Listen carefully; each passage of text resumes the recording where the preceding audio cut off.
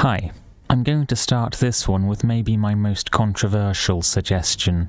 I'm going to put all armor types under one skill, but bring back unarmored and medium armor. Leveling armor skills can be particularly slow, especially if you play well and avoid taking damage. And the player character isn't doing anything physically different between each skill. Making experience with one armor class translatable across all of them will allow more freedom to experiment with different weight classes at any point, due to incrementally increasing defenses across the board as the player levels up, without the penalization of using an untrained skill or having to put in a heavy time investment to grind that skill up. Collectivizing all armor experience under one skill would also result in greater leniency for players to mix and match an item of one weight class with armor of another. More specifically, to give unique items a little more viability for most builds, so they can compete a little better against whatever custom-made god armor the player can craft for themselves. Preference for one armor type could still be derived though, through perks, starting class, racial bonuses, playstyles, birth signs, and attributes. Clothes are almost pointless in Skyrim, so here I bring back the idea of having clothes and armor be separate layers. Wearing clothes instead of armor is pretty much only detrimental, especially with endgame enemy damage. Whereas wearing clothes in addition to armor would give customization options and maybe extra enchantment slots. And maybe some clothes could have a small amount of padding defense, depending on how thick they are, to make up for the relatively limited padded armor options and progression, and to give civilians and unarmored builds a small helping hand. Also, can a set of clothes just be one set of clothes? Let's dial back this magical transforming to match the character's sex nonsense. If the player really wants to wear trousers as a woman or wear a dress as a dude, why not just let them, and have them be two separate outfits instead? And this doesn't just apply to clothes. Armor sets like these can have completely different designs. If these were just two variants of the same armor, then they could be accessible by characters of both sexes. Speaking of which, I have an experimental armor system. Armor could consist of up to 3 layers: a padding layer, a mail layer, and a plate layer, with each individual layer both being light armor by itself and also being a modification to attach to another layer at an armor table. Wearing only clothes or nothing at all would make you unarmored. One layer by itself would generally qualify as light armor. A piece consisting of 2 layers would make medium armor, and filling all 3 layers would count as heavy armor. The arms and legs may need to use a segment system instead of layers. Padding would be cheap and help to cushion blunt attacks. Mail would be strong against cuts. Plate would help deflect pierce attacks from hitting vital spots, and unarmored players would just have to get good. These 3 types of physical damage would mirror magic's 3 types of elemental damage. More layers would provide more protection, and against more types of physical damage. This can allow for heavily armored boss enemies to be tankier without just giving them inflated health pools. And the player now has to consider not one armor rating, but 3 types, and can mix and match pieces as desired, such as a plate helm with chainmail, or plate armor with a chain coif. The specific numbers would need some finagling to figure out, but the idea is that only heavy armor should be able to reach the armor caps for all damage types. To prevent light armor getting around this by switching from one type to another on the fly, and benefiting from any protection type at a moment's notice, we can add a game rule that disallows changing armor during combat. To prevent heavy armor from becoming overpowered by equipping 3 times the number of enchanted items, only the primary layer's effects are active. Heavy armor can also be made more detrimental to all forms of mobility and stamina recovery. For mobility, The body part with the most layers filled determines the character's overall weight class. So wearing torso armour that has padding and chainmail and plate would qualify for heavy armour status, even if the head and arms only have one form of protection on them. This would encourage players to go all in on one weight class. To prevent heavy armour builds from becoming sitting ducks against magic users, each armour layer can add a small elemental defense bonus to complement the physical defenses. A layer system like this would allow for more visual customization, letting most weight classes use the aesthetic of any material, and would give more modular equipment improvement throughout the game as the player swaps bits and pieces out. And unique armours, such as the ebony mail, would be usable by more builds. In the smithing menu, you would go to Armour, Material, Body Part, Armour Type, and maybe Variants. And then at a workbench, you could go to Modify, select one of your pieces, and then attach up to 2 other layers to it. Moving on, smithing in Skyrim is so important that almost every build invests in it to get the best equipment. As an overview, I will change the perk tree, nerf smithing a little, and give the option of smithing services from NPCs to reduce over-reliance on this one skill. Here is my new smithing skill tree. Increasingly advanced materials have been removed from it. Those have been placed behind smithing level requirements instead. There's also the option to unlock different crafting recipe types throughout the game, either by buying or consuming blueprints, or just by acquiring different weapons, armour and clothes as you play. Next is my pitch for a soft durability system that meshes together with the already existing upgrade mechanic. Weapons and armour have a base damage or armour value. These can be upgraded at a weapon or armour station, based on the player's smithing skill, as per usual. However, these values will also degrade with use, as equipment takes and dishes out damage, gradually dropping back down to the base value. The additional drip feed of experience each time you maintain your equipment will make it more viable to level smithing more passively as you play the game, because nobody enjoys grinding out 2,000 iron daggers. Todd. The inclusion of a whetstone item and repair hammer could provide some degree of weapon and armour maintenance for those long periods with no access to crafting stations. I don't think keeping material requirements for maintaining equipment would really add anything, so we can scrap that. It's just slightly annoying to run back to the blacksmith every time you forget to buy an extra set of ingots. And we can add a little time saver that freshly made equipment will begin automatically upgraded according to the player character's smithing skill. For convenience, maintaining armour would apply to all layers. You wouldn't have to dismantle it and then fix them each one by one and then put them together again.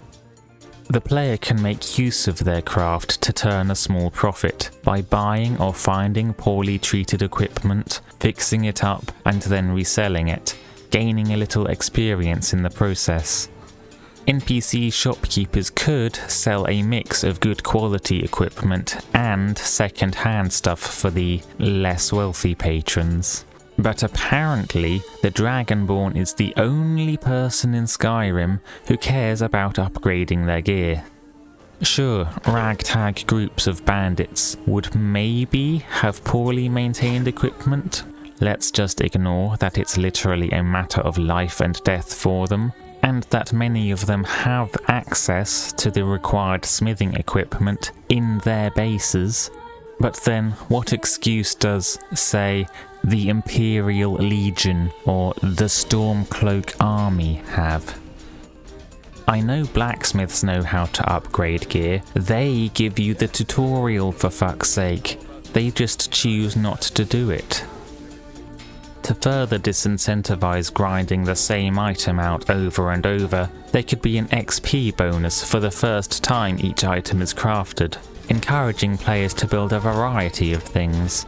and also the option to smelt down weapons and armour, trading them back for more crafting materials instead of cash. Blacksmith NPCs should give the option to pay for equipment maintenance, with more skilled characters giving a better service, and the cost improving with personality, speech, and NPC friendliness. There could also be the option to commission specific equipment from blacksmiths. This should come with a hefty price, maybe including the provision of rare materials, an in-game weight, and the limitation that blacksmiths can only craft items within their smithing level, making some of them more useful than others. To avoid breaking the game early by saving up, rushing over to the best blacksmith in the game, and commissioning endgame equipment, I am once again bringing up minimum attribute requirements, or at least a damage scaling system that can go into the negatives. For the best blacksmiths, this function can be locked behind a quest, where you help them out and they'll help you out. Nerfing the smithing by making upgrades non-permanent and giving alternatives to the smithing skill would make it less necessary, but still a nice thing to have. And, with a form of durability back in the game, a disintegrate weapon and armor spell could make a return as part of a larger effort to de-lobotomize magic. But that's a topic for a later video. And back to armor momentarily. Enemy armor ratings need to be reworked. The online wikis straight up just don't even bother to include many of them, which is telling considering how popular this game is. But here's some examples. The thick fur coat of a bear or a saber cat or a mammoth has an armor rating of 0. Famously hard dragon scales? Zip. Dwarven automatons? Literally made of metal? Nada. The thick exoskeletons of mud crabs, spiders, and chorusi? Nothing. And when an enemy does have an armor rating, it's usually low enough to not matter anyway, due to being low tier and unupgraded, rendering armor penetration perks pointless. And while I'm on the topic of these, the extra bleed damage from axes is almost negligible for most of the game due to lack of scaling, and the critical hits from swords are underwhelming due to being determined by a weapon's base damage rather than its actual damage. What are you doing, Bethesda? Firstly, make the perks worth it. Buff them if needed, maybe make them scalable, and give enemies sensible armor values. And secondly, why not give weapons innate traits like this by default, making them play slightly different from each other right off the bat? Then you can have the perks on top of those to enhance those qualities if the player wants to specialize in them. This weapon trait system could have been a way for different enemy types to have more meaning, adding a layer of complexity to the combat. Critical hits would give more damage in general, and also sometimes one-shot the weaker enemies, making swarms easier to deal with. Bleed would also be good for finishing weaker enemies, but would also provide consistent damage over time to help whittle down a large health pool. And armor penetration would be specifically good for dealing with heavily armored humanoid enemies. If they intended for melee builds to benefit from swapping between weapons, or specializing in a weapon, then they shot themselves in the foot by A, locking these behind perks, and then B, making them not matter anyway. Speaking of perks, having perks that double weapon damage requires enemy health to be balanced around the existence of those perks. This balancing contributes towards enemies becoming damage sponges as the player levels up, which in turn makes these perks more mandatory to take as enemies level up. Can we just tone these down a bit and adjust enemy health growth accordingly, please? This game was supposed to let you switch from one skill to another at any time, But this perk and enemy leveling system, with potentially infinite growth, actually does the opposite of that, locking you out of trying new skills later on, because they are both under-leveled and don't have the required perk investment to keep up with growing enemy health pools and magic resistances. In previous games, if you wanted to use a new skill, you would just have to level it up. In Skyrim, you both have to level it up and invest some of your limited precious perk points. With the DLC was tacked on the option to legendary a skill and gain back the spent perk points. This is not great, but is still an improvement though. Outside of dropping a save, there is no try before you buy option, so if you make a mistake with your spending, or just decide that you're not really that into a skill or perk anymore, then the last thing you'd want to do is focus your efforts in grinding that skill up to the maximum level. Instead, master trainers could provide the option to respec perk points from their specific skill, for a price. This would add some quality of life to the game, but at the same time not be too convenient, because you'd have to know who and where the master trainers are, get to them, gain access to their services, and hand over a large sum of cash. Last of all, can we please have more weapon types again, Bethesda? Especially polearms. There are so many weapon possibilities to make builds around, with different weapon types, damage values, moveset versatility, reach, attack speed, weapon weight, defensive capabilities, weapon traits, and attribute scalings.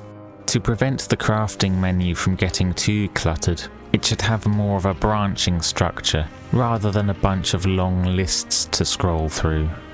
Categorizing weapons into skills can be messy and tricky, because there are multiple ways of cutting it.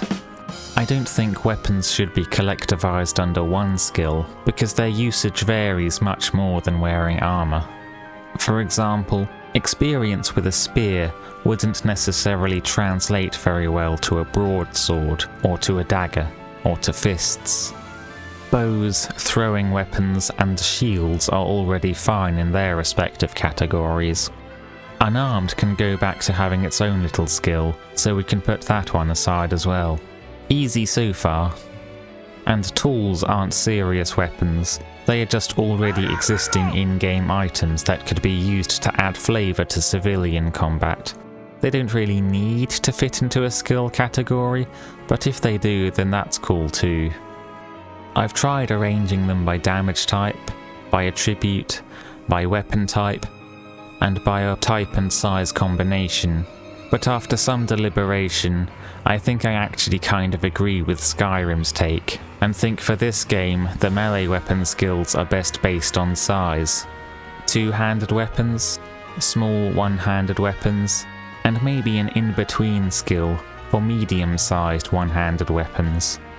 I think this strikes a balance between not being too restrictive in what the player can use by providing a variety of options, while also not giving too much freedom by making skills no longer matter at all.